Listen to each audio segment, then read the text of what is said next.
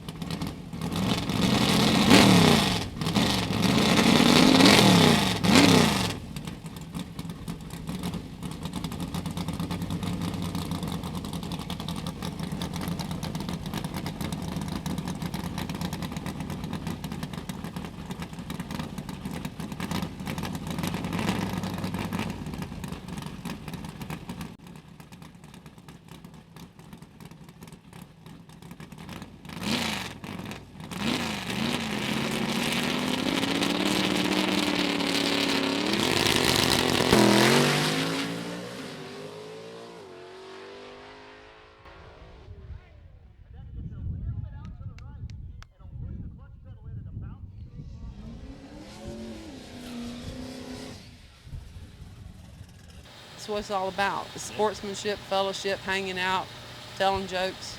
My name's Annette Summer. We're here at Cordova, Illinois with the Havlic's Fastest Street Car Shootout reunion race. This is the second year. I can already tell that it's getting bigger from last year to this year, because last year wasn't really, I got a call in February of last year. Do you still have your original pink car? And I'm like, as a matter of fact, I do, but it's been sitting on jack stands since '96. And they told me about this race they're putting on, and I got excited and said, well, let's do this deal. And we had to do a lot of work to the car because, like I said, it had been sitting since '96. And so we put together everything and went last year and had a little brake failure. A master cylinder went out, and I run a very unusual master cylinder here because of room in the car and stuff like that. And it's basically like a round track NASCAR type deal. And the pedal is actually attached to the back of those cylinders. So that failed on me, and I didn't really get to make any good runs because I couldn't hold it in the lights because the brakes were fading.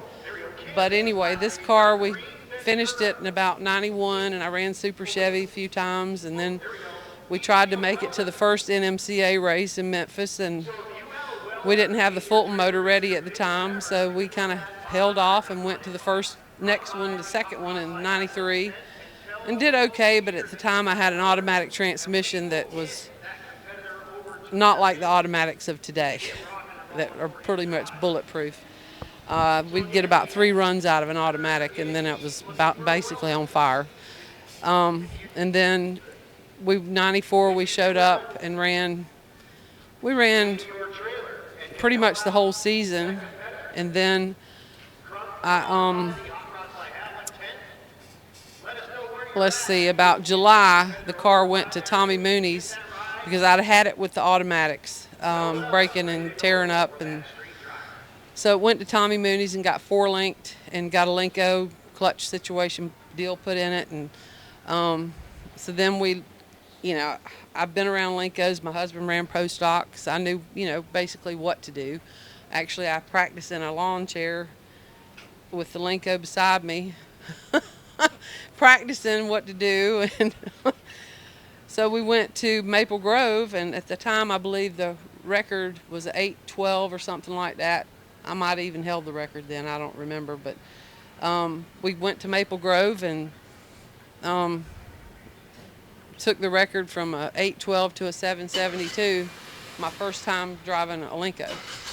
And a lot of people was like, oh my God, she probably won't even know how to do a burnout in the car, and downing me, dogging me and stuff. And I'm like, you know what, all that does is feed me.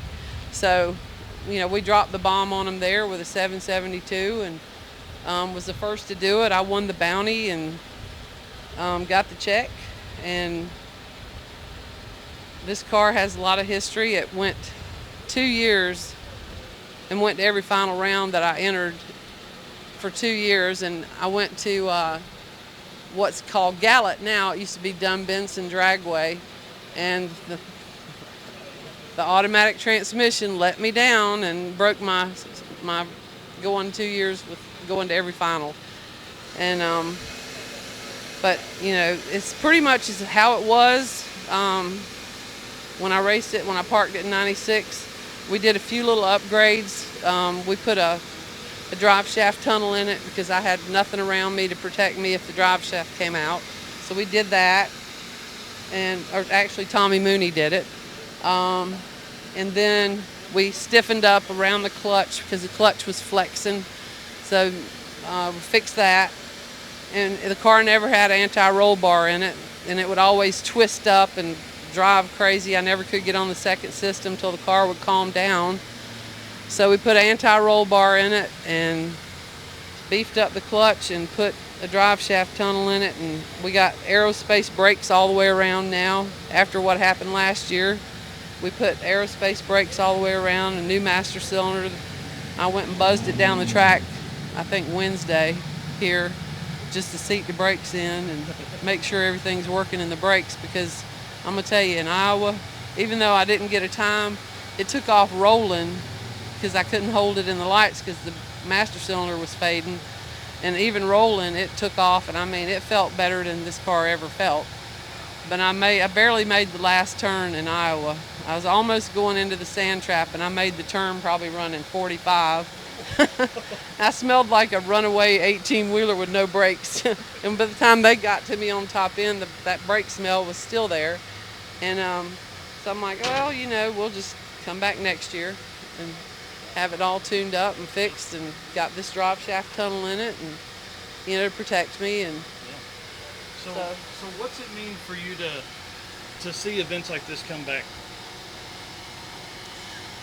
When he called me to do this deal, 2 weeks after he called me, NMCA contacted me and wanted me to help them put on a reunion race. And I told him, I said, you know, somebody's already beat you to the punch, you know. And then, of course, they folded up. Yeah. There's no more NMCA. So it means a lot to me because this is the grassroots of racing. I mean, you know, you can start out in True Street, you know, and you can buy a car off the showroom floor that pretty much you could enter in that class. But I think a lot of people that maybe want to get into drag racing will go to a big IHRA, NHRA race and get overwhelmed and think, I could never afford to do this, you know, because it's intimidating when you go in and you see all these people. But this is the grassroots of drag racing right here. And hopefully, I despise and I hate street racing. I despise it. I love drag and drive. They're not racing on the street. They're driving to tracks and racing. I love it. I've never liked Street Outlaws. I thought it was promoting street racing. And I'm against that, 100%.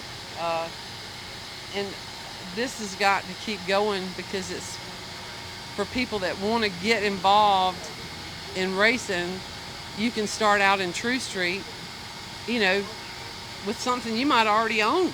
Yeah. And be at a racetrack where you're protected and you have all your safety stuff, an ambulance and a track, instead of telephone poles and trees and stuff on the side of the road. So, you know, this deal here has got to make it. It's got to continue on for people and try to get younger kids involved, you know, to bring their cars to the racetrack, because I just, like I said, I don't like that street racing. I never have. I've never promoted it.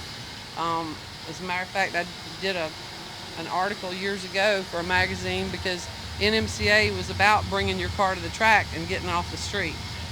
Just like Wally Parks, the same deal. I'm going to get these hooligans off the street. That's what he called them, and bring them to a facility. And that was in the 50s, I believe, when Wally made that comment. And so really, to me, what we're doing here and what the Havlicks have going on, you need to get your ass here is all I can say. And come see the show cars, the drag and drive cars, the old Pro Street cars from back in the day, and get involved. Because if you don't, it could go away. And then what are you going to do? Go sit in the stands and watch? Yeah. Well, you won't even have stands to watch it. There'll be a housing development where that was. Exactly. Yeah. So get out and support your local racetrack. And I don't care if you want a bracket race. If you drive a minivan, it don't matter. Yeah. You can bracket race your minivan. Yeah. It does not matter. Just get out, get involved, come to your local tracks, and just have a good time, hang out with your friends. And this track in Cordova is amazing. They actually have a bar here, and they cook pizza.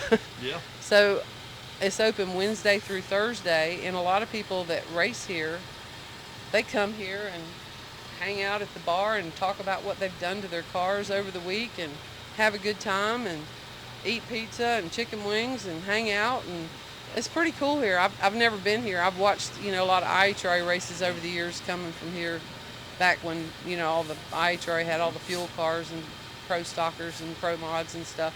I remember seeing it on TV, but I have never been here until now. And I love this place. And the management here is wonderful.